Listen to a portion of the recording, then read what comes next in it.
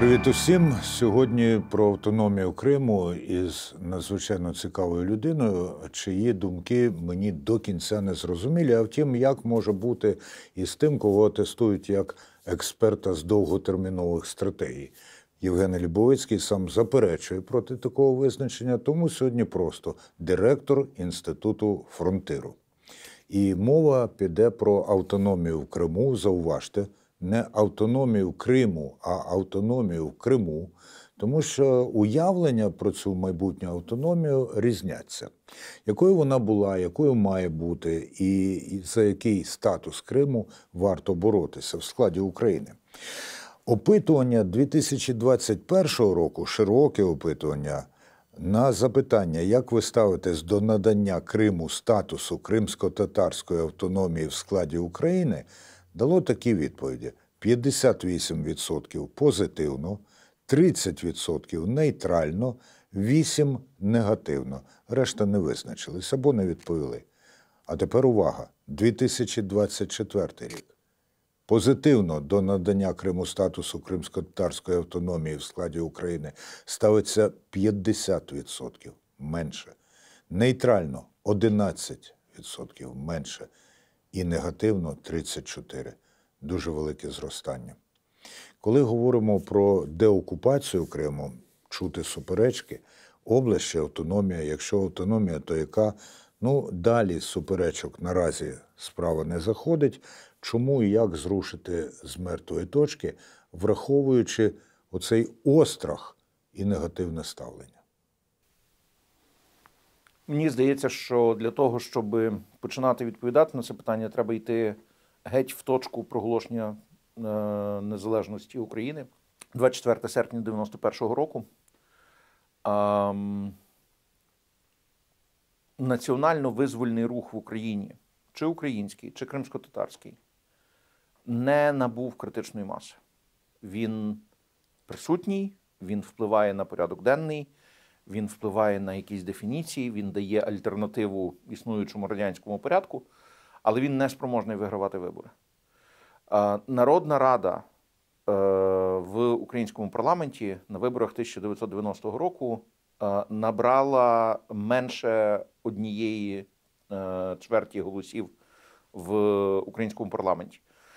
Тобто не могла блокувати навіть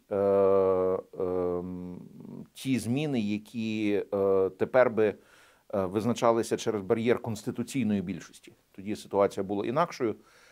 І, відповідно, єдиний спосіб, як Україна могла стати незалежною, це якщо значна частина або вся комуністична номенклатура чомусь вирішить, що незалежність України є їй потрібною. Коли ми дивимося на те, як розвивався цей процес, то ми розуміємо, що каталізатором змін став путч у Москві. Путч у Москві пригрозив радянським громадянам в Україні, що можливе повернення до тоталітаризму. На той момент зм'яклий суспільний договір пізньорадянський не передбачав, що держава вбиває будь-яких людей, які їй не подобаються. І, відповідно, фактично був гігантський запит з боку патерналістського українського суспільства до відновлення м'якого патерналізму. І реакція на цей запит фактично і було проголошення незалежності України в першу чергу комуністичними голосами. Тобто фактично, що це означало? Це означало, що ми отримуємо радянську українську державність в новій оболонці. І тут було співпадіння кількох інтересів. Інтерес демократів був абсолютно очевидний, тому що відбувався запуск і поглиблення демократичної процедури, що рано чи пізно мало би привести до іншого політичного вектора у випадку, якщо ця демократія буде збережена, і у випадку, якщо буде відбуватися зміна свідомості виборців, що і сталося врешті-решт. Для націоналістів ця зміна теж була важливою, бо з'явилися символи, і ці символи рано чи пізно можуть наповнитися змістом, що теж сталося. Для комуністів це виглядало як достатньо безпечна гра, тому що вони контролювали ситуацію, вони були фактично повністю в рамках контролю. З тою різницею, що вони вважали, що їхній контроль протриває довше, ніж він фактично протривав. Була ще одна група, про яку дуже мало говорять, про яку майже не говорять. Це я би її назвав російсько-імперська або великоімперська група. І з їхньої точки зору все виглядало безпечно, в тому числі через те, що вони вже на той момент мали задуману і концептуалізовану ідею Кримської автономії, тобто перетворення Кримської області в Кримську автономну республіку, яка мала виконувати ту саму роль, яку в Мінському процесі росіяни хотіли, щоб виконували Донецька, Луганська області, чи так званий цей ДНР, ЛНР. Тобто це автономія радянська, імперська, яка, по суті, контролює вектор розвитку України. І коли ми говоримо про автономний Крим в тих політичних визначеннях, які ми маємо з 91-го року, це радянський автономний Крим. Це автономний Крим, який продовжує дискримінацію кримсько-татарського народу. Це той Крим, який дивиться на українців тільки як на один з радянських народів, і ці українці переважно не розмовляють українською, і ці українці дуже лояльні до радянської держави чи дуже лояльні до імперської митрополії. І коли ми дивимося на ту сторону Криму, яка, власне, показує масштаб соціальної інженерії в Криму, ці зміни населення, навмисне переселення людей, які суперлояльні до радянського істеблішменту і так далі, то по великому рахунку кримська автономія мала гарантувати сталість наслідків цього процесу.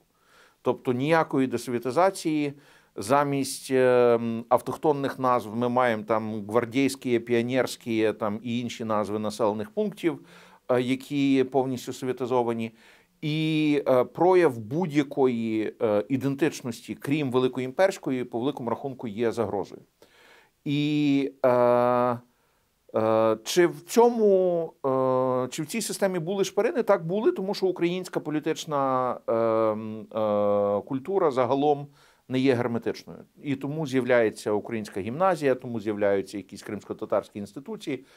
Але до 2014 року це все існує як такий радянський уламок, який менше, ніж інші регіони, піддається трансформації, який має не тільки внутрішній вплив чи інтеграційний вплив український, а так само зовнішній російський, який меншою мірою є частиною євроінтеграційних чи євроатлантичних процесів інтеграції України.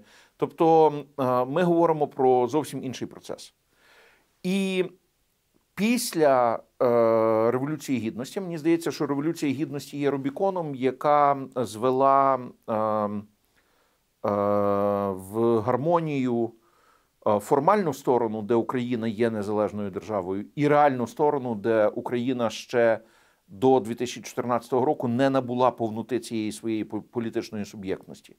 І от після 2014 року ми можемо говорити про те, що Україна не тільки де-юре незалежна, але вона так само де-факто незалежна держава. І ми миттєво отримуємо війну з Росією в вигляді анексії Криму і початку бойових дій на Донеччині, Луганщині. І, відповідно, це означає, що наступні ітерації думання про автономію в Криму, вони вже мають зовсім інше забарвлення. Це вже не питання того, яким чином зберегти контроль імперської більшості, яка виникла внаслідок всіх оцих демографічних процесів, керованих з Москви, а питання того, яким чином зберегти право кримсько-татарського народу як корінного народу, і яким чином не дати імперській логіці продовжувати робити шкоду, при цьому зберігаючи загальну рамку прав людини, яка застосовується до абсолютно всіх. Ну тут постає запитання, наскільки українки і українці усвідомлюють, що потрібно зберегти права кримськотатарського народу як корінного. От, наприклад, на запитання, чий історично є Крим, 54% опитаних відповідають український і 28% кримськотатарський. А на запитання, яким має бути статус Криму після деокупації, має бути областю – 27%. На провокативне запитання така сама автономія, як була – 52%. Це при тому, що не дуже ми уявляємо насправді, якою була ця автономія. І має бути національна автономія кримських татар – 13%. Отже, для того, щоб усвідомити, що потребує захисту, ще дуже довгий шлях. Мені здається, що цей шлях не тільки довгий, але він так само набагато складніший, ніж нам може здаватися. По-перше, тому що політичне українство, чи оця громадянська ідентичність українська, є дуже свіжим феноменом. Значна частина тих людей, які зараз міцно ототожнюють себе з українською державою, ще 3 роки тому дивилися на Україну, я би сказав, дуже амбівалентно. Значна частина людей, які симпатизували Путіну, симпатизували Росією, тільки недавно стали людьми, які перейшли на, я би сказав, українські засади. Це означає, що весь комплекс уявлень чи україноцентричних уявлень, він ще не заінстальований. В тому числі частина старих стереотипів просто перенесена в нове буття, в нову свідомість. І це великою мірою стосується Криму, і це великою мірою стосується кримських татар. Друге питання полягає в тому, що глибина чи тривалість історичної пам'яті навіть серед українців, які усвідомлювали свою українськість до 2022 року, може бути дуже незначною. Я, наприклад, бачу це по студентах, з якими спілкуюся, я, наприклад, бачу це по соціології. Значна частина українців, коли мова йде про запитання про автономію Криму, вважають, що ота автономія, яка була радянською, була кримсько-татарською. І потім прийшла зла Росія і все зламала. І нам тепер треба просто вернути так, як було до 2013 року. Так от, це, до речі, одна з тез вашої промови на фестивалі «Кримський інжир». То, що було до 2013 року, було неприйнятним. І те, що тепер є неприйнятним. Тобто нам не треба повернутись назад. Нам треба піти вперед з абсолютно новим підходом. І нам фактично потрібно перевинайти ідею цієї автономії як частину нашої антиколоніальної політики, як частину політики забезпечення прав корінних народів. Ми маємо чудовий закон в Україні, який дефініює ці корінні народи і пояснює, чим вони відрізняються від національних меншин. І фактично це означає, що нам потрібно зайнятися просвітою всередині українського суспільства для того, щоб, власне, пояснити, яким чином ми можемо хибити, ми можемо помилятися стосовно одного з корінних народів України, чи в даному випадку, насправді, я би сказав, не тільки одного корінного народу України, тому що ми подібною мірою говоримо і про караїмів, і про кримчаків, і, відповідно, фактично питання в тому, що тут українська більшість має замилене око. І нам треба оце замилене око фактично розчарувати, розчаклувати для того, щоб ми почали дивитися на процеси, які відбувалися останні, хоча б останні 30 років, я не говорю з 1783 року, щоб ми почали на них дивитися в кращій роздільній здатності і почали розуміти, як це виглядає. Це не є... Тобто застосувати фотошоп? Ні, я думаю, що мені здається, що застосування фотошопу тільки створює проблеми. Мені здається, що застосовувати треба інструменти просвіти, застосовувати треба покращення знання, застосовувати треба дискусії, які будуть краще пояснювати, в тому числі через приклади, які зрозуміліші українцям з їхньої історії, як це виглядає. І от поява оцих паралелей між тим, що відбувається в Криму, і переклад це на різні українські історії, мені здається дуже важливим, тому що Україна є продуктом кількох імперій. Ми були частиною Російської імперії, ми були частиною Австро-Угорської імперії, ми були частиною Османської імперії. В Україні є надзвичайне релігійне розмаїття. В Україні є великі історичні поділи з різними кордонами, які проявляються по сьогоднішній день.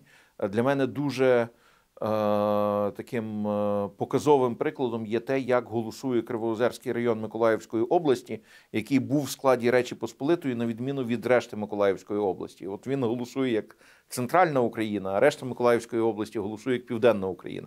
При тому, що на слух чи ззовні дуже важко відрізнити цих людей, що їх робить інакшими. Фрукта, кажуть, і там, і там. Так, і власне питання в тому, що наша історія створює множинність дискурсів, і нам фактично було би добре мати відображення кримсько-татарської історії на кожен з цих дискурсів. Тобто, як виглядає кримсько-татарська історія Бессарабською, Закарпатською, Галицькою, Волинською, Поліською, Подільською, Надніпрянською, Слобожанською, Донбаською і так далі, і так далі. Тобто, ми фактично говоримо про те, що кожному місці буде своя спричинена антропологією, історією, культурою, безпекою і так далі оптика, релігійною етикою. І ця оптика по-своєму буде інтерпретувати те, що відбувається. Ми ще не на тому рівні складності. Тобто ми ще так не вміємо. Нам так треба буде навчитися, ми так зможемо тоді, коли ми знову запустимо півтони в безпечний публічний простір. Під час війни півтони виглядають загрозливо. І тому ми маємо такі чорнобілі картини, чи тому ми маємо такий потяг до чорнобілості. В зв'язку з цим мені здається, що той час, який ми зараз маємо, власне, дуже важливо інвестувати в професійні обговорення, в експертні обговорення, в академічні обговорення. В широке просвітництво. Широке просвітництво ми зможемо піти тоді, коли ми зможемо піднімати складніші теми публічно. Бо коли ми говоримо про, наприклад, роль українців в радянському, російському, імперському проєкті, то це складна розмова. Якої дуже багато хто уникає. Абсолютно. Уникає і все. Дуже простий приклад ми маємо зараз на прикладі виборів у Молдові, де українці є найбільш російсько-імперською групою. Тобто українці підтримують Російську імперію більше, ніж росіяни в Молдові. Українці підтримують Російську імперію як лояльні радянські громадяни. Це так само питання про втрату діаспор в Росії і колишньому Радянському Союзі. Це так само питання про те, яким чином відбувається процес зміни ідентичності в межах так званого руського міра. Тобто це так само питання про співучасть і, відповідно, роль, яку мали українці в радянському проєкті, і про рівень інтегрованості в радянський проєкт. Є спрощені підходи, які говорять про те, що Україна була окупована. Але де тоді Шелест?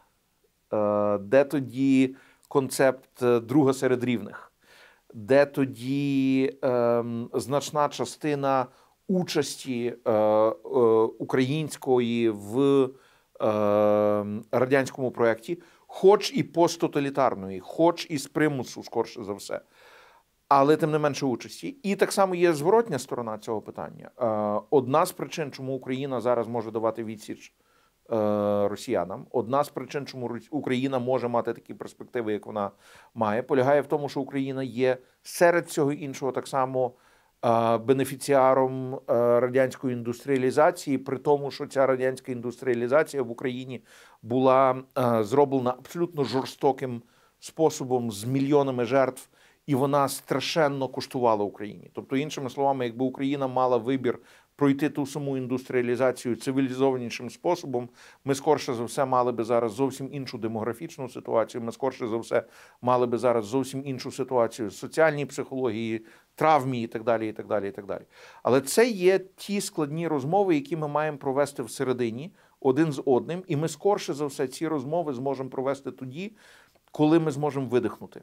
Зараз українське суспільство мобілізоване відносно своїх найбільших страхів. І ці найбільші страхи полягають в тому, що Росія захопить Україну, це страх номер один, а страх номер два полягає в тому, що в той чи інший спосіб повернеться тоталітарна модель відносин держави з громадянином, і, відповідно, а війна цьому сприяє. І, відповідно, дискусії, які можуть передбачати градієнт, зараз публічно проводити дуже складно, в багатьох випадках навіть неможливо, особливо там, де ми маємо критично передивитися на себе. І це є щось, що, наприклад, відмовляється розуміти або не може зрозуміти, хоча я би, чесно кажучи, схилявся скорше до першого, польська сторона в польсько-українській дискусії, де з одного боку є рівень безпеки для того, щоб подивитися на себе абстраговано і критично. І коли мені страшенно це подобається, я заходжу в польську книгарню у Варшаві чи будь-де інде, і я бачу купу книжок на історичну тематику, які є критичними до польської позиції, які є дискусійними, які підважують загальноприйняті ідеї. В той самий час я розумію, що Україна для того, щоб вийти на позицію такого самого критичного осмислення, яке не буде спробою імперського перезавантаження України, мусить пройти період накопичення безпеки. І ми ще не там. І я думаю, що ми ще добре покоління будемо не там. Пане Євгене, як на такому тлі і з урахуванням отих, я не знаю, як це назвати, рудиментів імперського свідомості у нас самих вести мову про Крим, наскільки це все ж таки може викликати додаткові побоювання в суспільстві? Бо ви аргументовано зараз показали нам, стисло, але аргументовано, як кримська автономія була використана для того, щоб вживити в українське тіло, я думаю, що це було ще з 1954 року, чужорідний елемент в тому вигляді, щоб він потім підривав Україну. Як зараз? І коли президент Зеленський каже, війна почалася в Криму вона має і закінчитися, мені в цьому видається насправді вторинність ставлення до Криму. Чому війна має закінчитися в Криму? Чому не раніше? Я маю на увазі визволення Криму. Не раніше закінчення війни. Я думаю, що коли говорилася ця фраза, то було дуже багато припущень, які зараз виявилися неактуальними. Зокрема, було припущення про те, що Захід буде в міцній коаліції або навіть в альянсі з Україною. Виявилося, що ні. І в найгіршому сценарії Україні доведеться виставляти пріоритети відносно того, які регіони мають більше стратегічне значення. І от коли ми спілкуємося, наприклад, з військовими, ми розуміємо, що звільнення півдня є пріоритетним завданням, тому що це єдиний спосіб скоротити лінію фронту, а відповідно бути спроможними далі провадити війну за незалежність України меншими ресурсами або меншою потребою, меншою концентрацією ресурсів. Так само ми говоримо про експортну модель, так само ми говоримо про Чорноморський басейн, небезпеку Чорноморського басейну. Але мені здається, що є ще одна дуже важлива річ, яка не проговорюється і яка стосується, власне, важливості Криму. Чому важливий Крим в іншому контексті, про який ми переважно не говоримо? Коли виникає питання того, як сформульована українська ідентичність, і це є результатом маси факторів, історично зумовлених і так далі, ми бачимо, що українська ідентичність є явищем громадянським і явищем політичним, а не тільки явищем культурним і явищем етнічним. Певною мірою це є наслідок цієї перехресності України, тобто Україна є на перетині шляхів з заходу на схід, з півночі на південь і так далі. Малайзійський Боїнг летів над Україною, коли був збитий. Тобто і багато прикладів того, власне, наскільки розташування України має значення, а це означає, що тут проходили представники багатьох народів і з добрими намірами, і з поганими намірами. Тобто військово-стратегічне розташування України так само уможливлює потрапляння на територію через незахищені простори. З іншого боку, ми маємо надзвичайне релігійне розмаїття. І от релігійне розмаїття має величезне значення, тому що вона має етичний вплив на суспільство, бо з'являється багато правд. В межах кожної групи є своя правда. І суспільство тоді мусить вміти жити в умовах багатьох правд. Це дуже нетипова ситуація для європейських національних держав. Це більш характерна ситуація для північноамериканської, чи там австралійської, чи іншої отої гілки європейської цивілізації, ніж для континентальної Європи. І в тому сенсі, коли ми дивимося на те, як конструюється українська сучасна ідентичність, вона є інакшою, ніж, скажімо так, європейський мейнстрім. Це при тому, що Європа теж є неоднорідною. Тобто там є свої групи, там є свої, можна подивитися на Францію чи на Іспанію, чи ми будемо бачити, що там так само є багато розмаїтості. Але розмаїття в Україні має купу додаткових критеріїв. Ми вже згадували історичні, наприклад, там до якої імперії належала територія. І я би сказав, що ці імперії значною мірою були поділом між цивілізаціями. Тобто це не були, умовно, там дві західноєвропейські імперії, які базуються, наприклад, в тому самому християнському вченні в різних його інтерпретаціях. Тобто ми в багатьох випадках говоримо про різні філософії і різні уявлення про те, ким є громадянин, якою є держава і так далі. В цих обставинах кримські татари є дуже важливими, тому що вони не є слов'янами, вони не є християнами, здебільшого, але вони є громадянами України. І вони є повноцінними громадянами України. І вони є корінними громадянами України. І, власне, в тому сенсі кримські татари фактично фіксують цю політичну природу української ідентичності, цю громадянську українську ідентичність. І мені здається, що в 21 столітті це є екзистенційно важливо. Бо якщо ми дивимося, наприклад, на спокусу розглядати українську ідентичність як осаджену фортецю, то демографія буде постійно підкошувати український етнонаціональний рух. І в цих обставинах ми ризикуємо, що Україна просто програє демографічно. В 21 столітті значною мірою стійкість української ідентичності буде визначатися так само спроможністю українців впускати до себе тих, хто не народився українцем. І це один з стратегічних викликів, яким ми будемо мати справу після війни. Це один з стратегічних викликів, з яким ми будемо мати справу як суспільство в 21 столітті. І якщо ми захлопнемося, то є ризик, що ми просто закінчимося демографічно.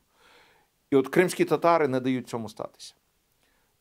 В цьому сенсі кримські татари – це постійний лакмусовий тест на відкритість українського суспільства, на його готовність не дискримінувати, на його готовність поважати права людей, на його готовність бути демократичним, на його готовність бути справедливим, що не означає то саме, що демократичним, бо в багатьох демократичних системах меншість ігнорується або притісняється. І тому мені здається, що це так само спрямування всього українського суспільства на ті рейки, які дадуть йому у 21 столітті впевнено стати на ноги і вийти, власне, з цього жахіття останніх 100 років суцільних катастроф, де мільйони людей в результаті загинули просто тому, що вони хотіли мати такі самі права, як мали інші. І мені здається, що це дуже важливий непроговорений момент. Чому багато з нас так сахаються оцього позитиву і вбачають у розвої кримських татар загрозу для України в різних формах? Ну, наприклад, є дані, що більшість українців у Криму проти того, щоб була кримсько-татарська національна автономія. Зовсім неоднозначне ставлення до цього і в решті українського суспільства. От на запитання, хто має передусім вирішувати долю Криму, там 2021 року перед широкомасштабним російським вторгненням 22% відповіли, що мають вирішувати долю Криму передовсім кримські татари, 41% українці. Зараз 2024-го змінилася пропорція. 45% опитаних вважають кримські татари, 37% українці, 35% громадяни України. Ну, тут могли бути множинні відповіді, тому сума більше 100. Але бачимо, що не дотягує відповідь кримські татари до половини. Мені здається, що це така змінна ситуація. Кожного року ми по-різному визначаємо, хто такі українці. І от я пригадую, як мій добрий товариш Георгій Гонгадзе вважався грузином, хоча він був українцем і за паспортом, і так само за походженням по маминій лінії. Але, тим не менше, він був грузином. І от зараз ми би його вважали українцем, подібно до того, як ми вважаємо українцем, наприклад, Вахтанга Кіпіані там, чи людей іншого. Або Вахтанга Кебуладзе. Або Вахтанга Кебуладзе, наприклад, так. І, власне, питання в тому, що оце є, власне, перехід від оцієї етнічної ідентифікації до громадянської ідентифікації, про яку ми говорили. І ми змінюємося. Тобто ми, може, самі не помічаємо, як ми змінюємося. Це тому, що чужі діти швидко ростуть, свої ні. Але оці зміни, вони в результаті породжують інші відповіді. Це так само феномен того, що ті, хто раніше давали би зовсім інші відповіді або не мали відповідей на ці запитання, хто, наприклад, належали до проросійського табору, тепер в українському таборі, і вони в експрес-режимі так само проходять цей шлях. Тобто, загалом, я би казав, що українська суспільна трансформація страшенно динамічна, вона дуже швидка. В ній, відповідно, деякі зміни не встигають вистоятися і набути тої сталості, яка потрібна для того, щоб ми могли сказати, що це вже новий статус-кво, і, відповідно, от воно вже тепер так буде. Тобто, ні, воно щоразу змінюється далі. І тому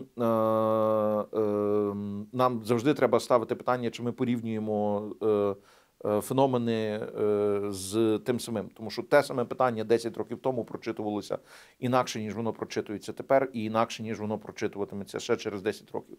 І в зв'язку з цим я, наприклад, остерігаюся того, що після деокупації для великої кількості людей, які пробули ці 10 років в Криму, нова Україна, з якою вони зіштовхнуться, буде абсолютно незрозумілою. Це буде абсолютно нова країна, тому що вони в 2013 році мали справу з однією державою, іншим суспільством, а зараз вони будуть мати справу з зовсім іншим суспільством, яке, крім всієї своєї динаміки розвитку, ще пройшло війну.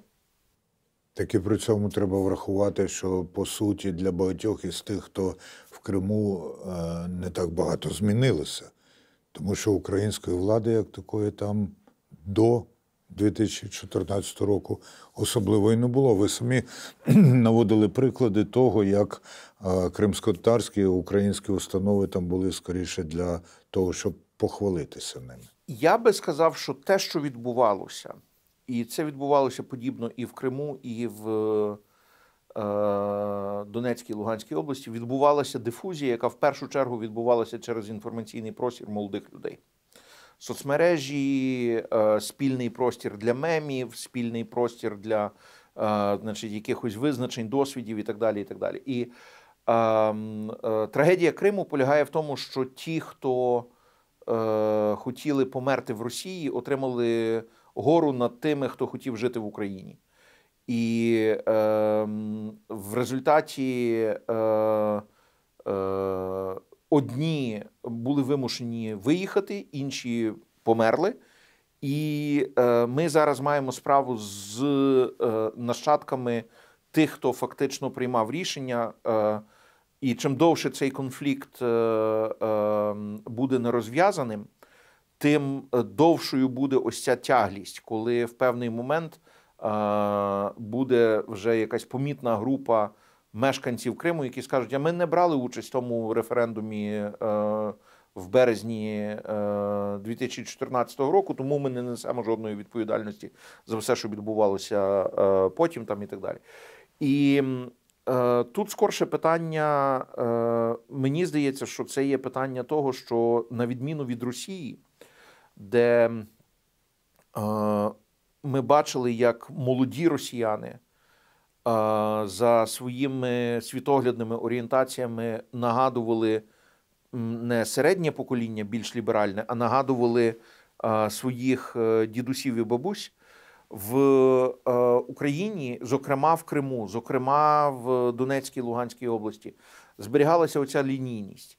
Чим молодший, тим більш проєвропейський, чим молодший, тим більш вкорінений в український дискурс. І от, власне, фактично окупація, вона знищила підстави для цієї лінійності, вона або залякала, або витравила тих, хто міг бути частиною суспільного процесу. І от повернення назад, реінтеграція, і не споживацька там, коли люди в Криму, зневажаючи Україну, далі користуються можливостями, які дає український паспорт, який вони зберігли. Власне, реальна взаємодія з Україною, яка би давала можливість зрозуміти, чим є сучасна Україна, вона не відбувається. Сприйняття дуже стереотипне.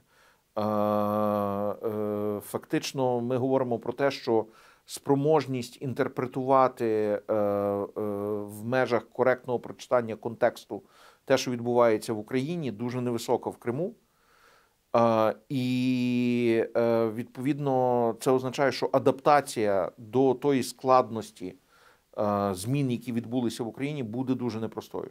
Люди в Криму не знають, що відбувається в решті України, але люди в решті України не дуже знають, що відбувається в Криму. Я маю на увазі щоденне життя і різноманітні аспекти, і те, що для нас може бути несподіванкою, навіть для тих, хто колись бував в Криму, знав в Криму, не тільки бував, а працював або щось таке робив, а зараз маємо вже 10 років.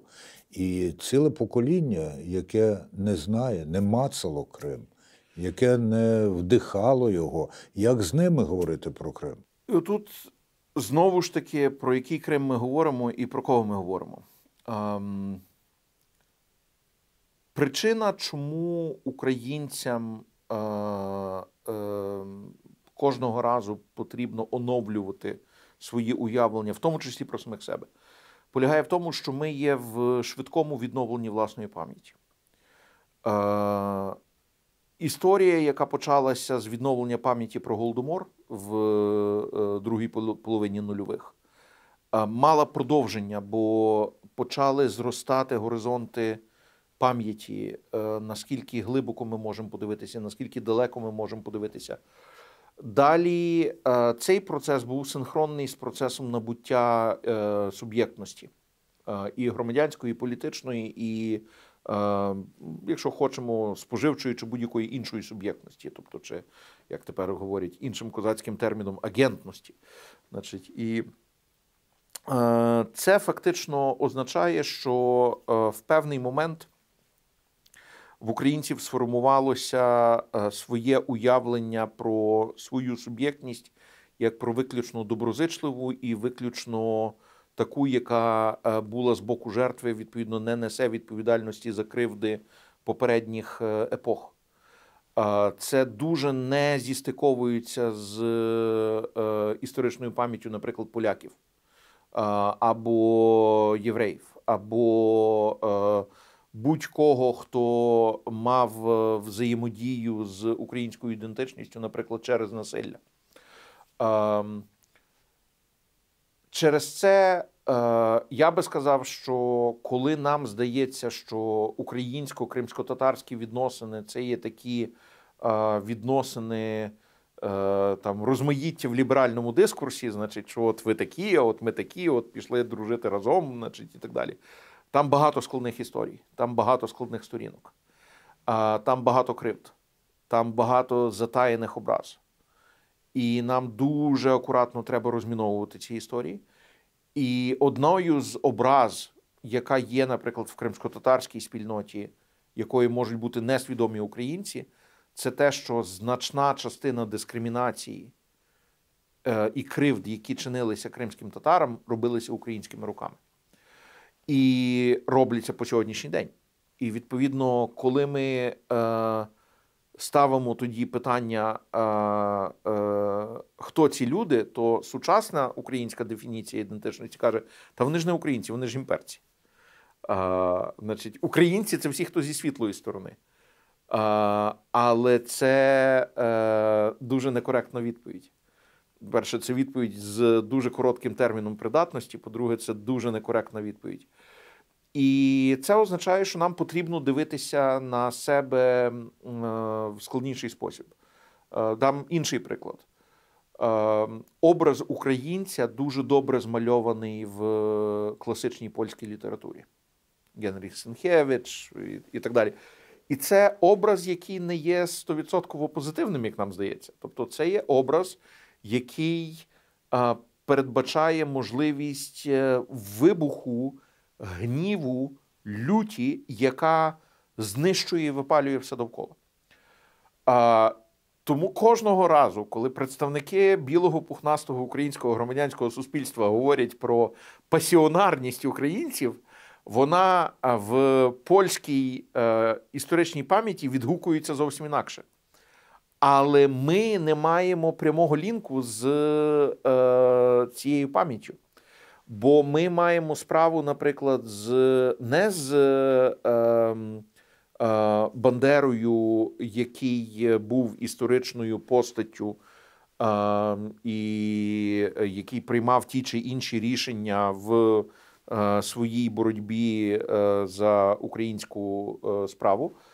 А ми маємо справу і за лідерство в українській справі. І за лідерство в українській справі. Про це добре пам'ятають люди, які були в Мельниківцях. Але ми маємо справу з Бандерою, який є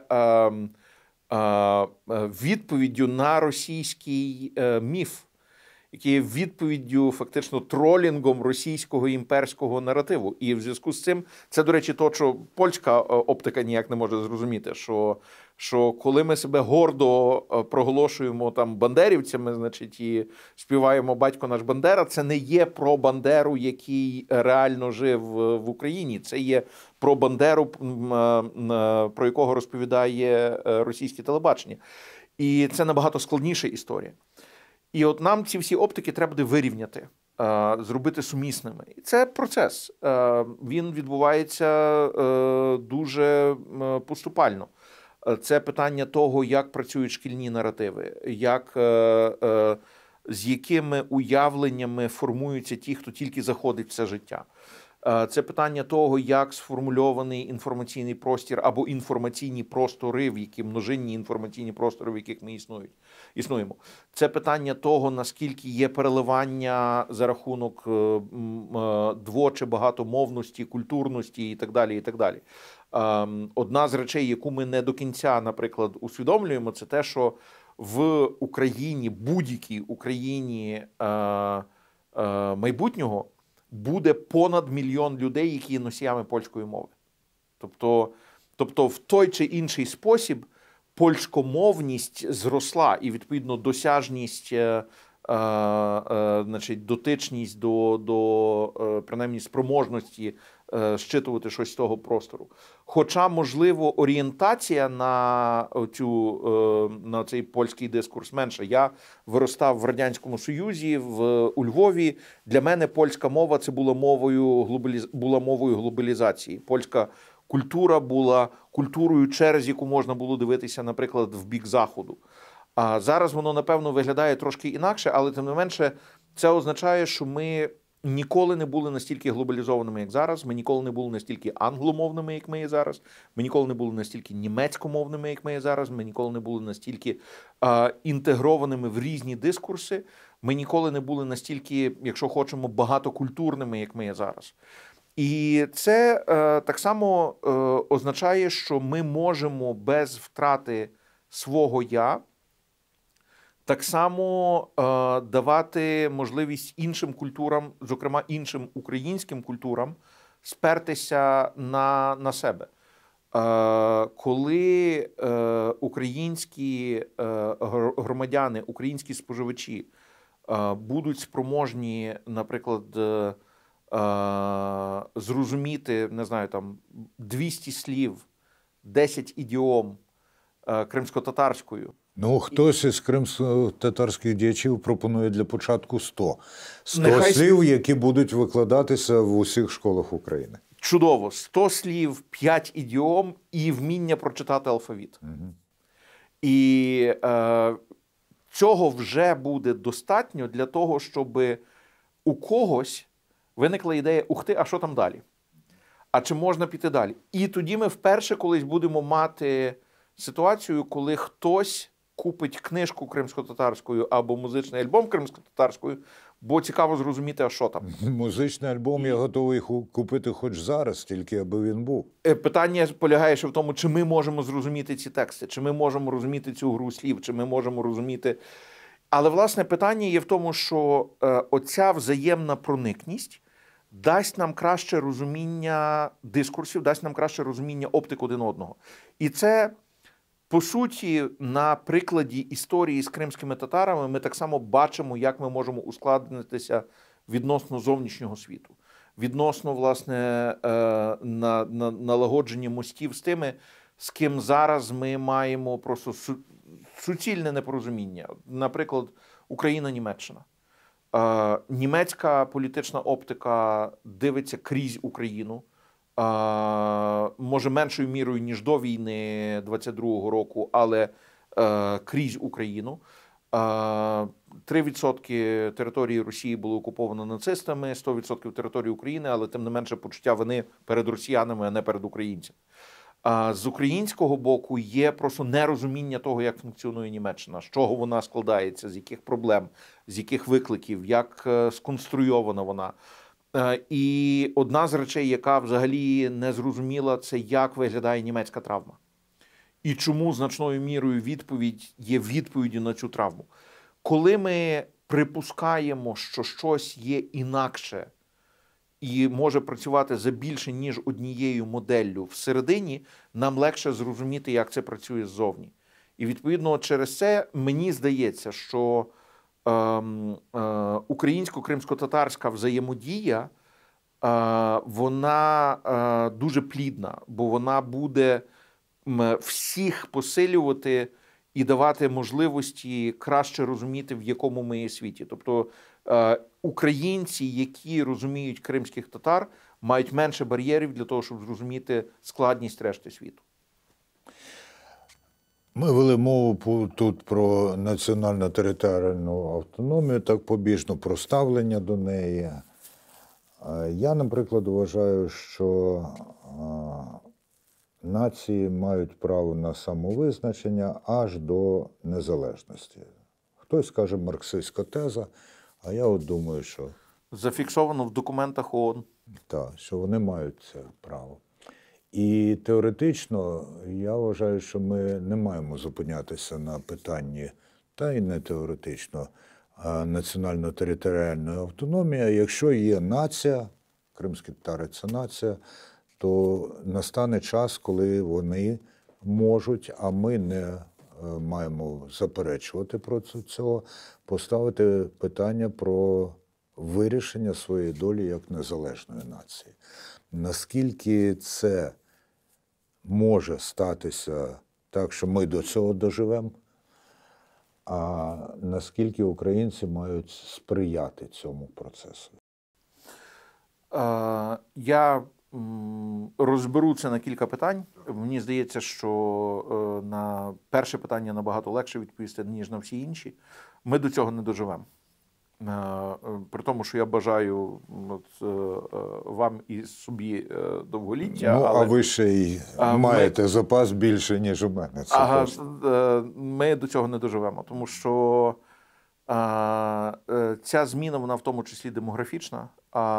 Ми демографічно можемо прогнозувати, як виглядатимуть ці відсотки і так далі. Хіба що відбудеться процес масової переідентифікації себе, але це так само культурний процес, і цей культурний процес, він потребує певних умов. Тому, скорше за все, ми передамо наступним поколінням естафету в стані, який ближчий до сьогоднішнього статус-кво, ніж до статус-кво, при якому можливе, наприклад, самовизначення кримських татар в окрему державу. Все, що я чув від будь-кого, хто мав будь-яку репрезентативність в межах кримсько-татарського народу чи кримсько-татарської спільноти, завжди дуже чітко артикулювалося, що мова йде про право на самовизначення кримських татар, і станом на сьогоднішній день мова йде про право на самовизначення в межах української держави. Тобто, мені здається, що ця позиція, вона настільки чітко артикульована, вона настільки чітко повторена, що ми можемо навіть просто не відкривати дискусію можемо не відкривати. Про ці речі. Мені здається, що є інше питання, яке важливе. Це питання того, що ми маємо усвідомлювати, як змінюються ідентичності і їхні права, і їхні можливості в сучасному європейському дискурсі. Євроінтеграція України має шанс зняти велику кількість питань з порядку денного, бо євроінтеграція фактично є процесом зворотнім до набуття суверенітету, тобто ми навпаки відмовляємося від частини свого суверенітету в обмін на більші блага. І питання, які зараз звучать як питання про незалежність, питання про незалежність дуже часто звучать як питання про сталість чи виживання ідентичності, вони за умов успішної євроінтеграції І я говорю про євроінтеграцію, до речі, як про вулицю з двостороннім рухом. Тобто я говорю про те, що Україна привносить так само частину своєї оптики, частину свого бачення і частину свого дискурсу і свого розуміння того, яким чином весь Європейський Союз має розвиватися, а не тільки виконує те, що, значить, нам там прописано в умовах. Що, очевидно, і станеться в момент, коли Україна набуде право голосу всередині Європейського Союзу. То коли ми говоримо про ці речі, це означає, що загроза для ідентичності, вона має зменшитися. Я не кажу, що вона зникне, але вона має зменшитися. Вона не зменшилася в багатьох внутрішньоєвропейських випадках. Тобто ми бачимо і ситуацію з Каталонією, і з басками, і з іншими народами всередині Європейського Союзу, які все одно прагнуть самовизначення. І ми пам'ятаємо так само історію британсько-шотландцями, валійцями чи ірландцями. Але я би стверджував, що загалом євроінтеграція зніме частину напруги. Чому? Тому що вона базована на тих цінностях, які записані в Лісабонській угоді. Це цінності, які дають можливості ідентичностям ставати суб'єктними і самореалізовуватися в той спосіб, який вони хочуть.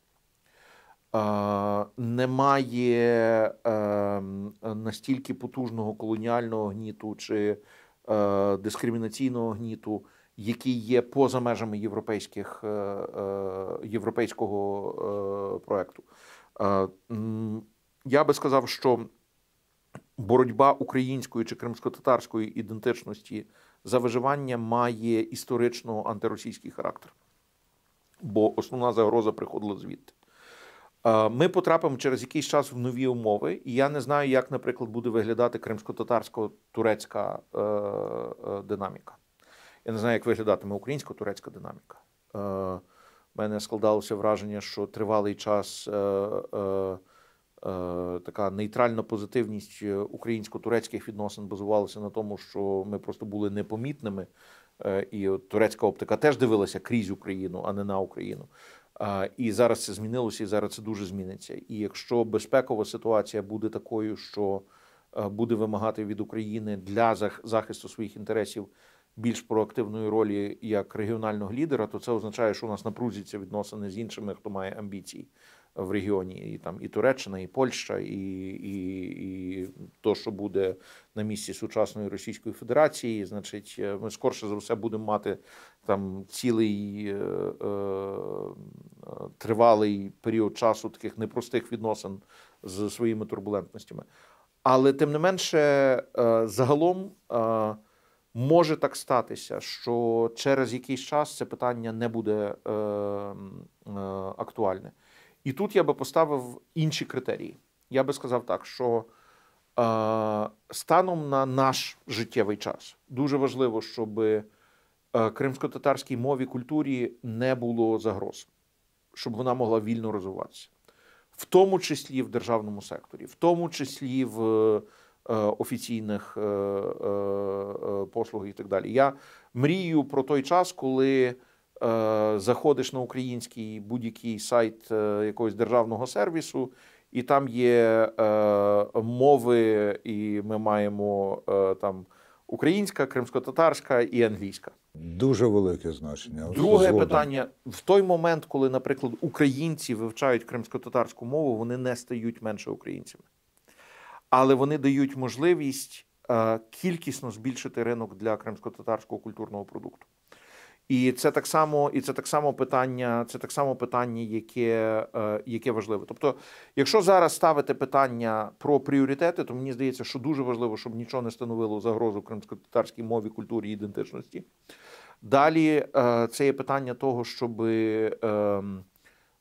не було дискримінації відносно політичних прав і я би казав, що була ширша рамка, яка гарантує права людини, але, зокрема, відносно кримських татар, як тих, хто були більш дискримінованими, і тих, хто мав цілі зусилля спрямовані, сфокусовані проти них. І мова йде про депортацію, мова йде про заборону на повернення, мова йде про неможливість після повернення облаштувати свій побут, облаштувати своє життя, легалізувати свій статус і так далі. І це те, чого зараз багато хто не бачить. І ще одне питання – це питання того, що загальна безпекова рамка має покращитися. Ми існуємо фактично останні 4 покоління чи 5 поколінь в умовах катастрофічного дефіциту безпеки. І безпеки національної, і безпеки людської. Цей дефіцит безпеки має закінчитися для того, щоб перше покоління могло видихнути і не передати історичну травму у спадок, принаймні в тому концентрованому вигляді, в якому вона була в попередніх поколіннях. І тоді ми говоримо про те, що змінюється дискурс, змінюється розуміння важливості тих чи інших пріоритетів, і через якийсь час тоді можна повертатися вже до питання того, як виглядає суб'єктність, які вона бачить перед собою пріоритети, що вона вважає важливим. Я пригадую, що у Львові на ратуші є меморіальна таблиця, на якій написано, що там в певний день в 1989 році був вперше піднятий синьо-жовтий прапор, і що він тепер там навічно. І я розумію, наскільки важливий символізм цього формулювання, що щось сталося навічно, що ми скинули ці окови і що з цього моменту ми можемо бути вільними. Але точно так само я допускаю, що одного дня там висітиме прапор Європейського Союзу. Або я допускаю, що досі не висить. Пройде кілька століть, і там буде, не знаю, там об'єднаний глобальний прапор висіти там, і так далі. Тобто просто завдання полягає в тому, щоб це не було коштом українців, чи коштом кримських татар, чи коштом втрати ідентичності, чи коштом дискримінації, чи коштом того, що чиїсь добробут і чиє щастя є ціною чийогось страждання чи зневаги до когось. Шановні колеги, я був настільки захоплений перспективою розмови з Євгеном Глібовицьким, нагадаю, директор Інституту Фронтиру, але для мене ще багато вимірів є у цій людині, що я навіть забув вдягнути етерні окуляри. Тобі більше продюсер програми не приніс мені етерні окуляри. Так що, хто хоче подивитись, як виглядають мої етерні окуляри, подивіться попередні випуски нашої програми. А Євгену Глібовицькому дякую. Кілька афоризмів. Чесно кажучи, не знаю, чи ви самі їх вигадали, чи вдало процитували, але запам'ятав, наприклад, ті, хто хотіли померти в Росії, і ті, хто хотіли жити в Україні. Я думаю, ми хочемо жити в Україні. Це дуже багатьох з нас об'єднує. Будемо працювати далі. Дякую.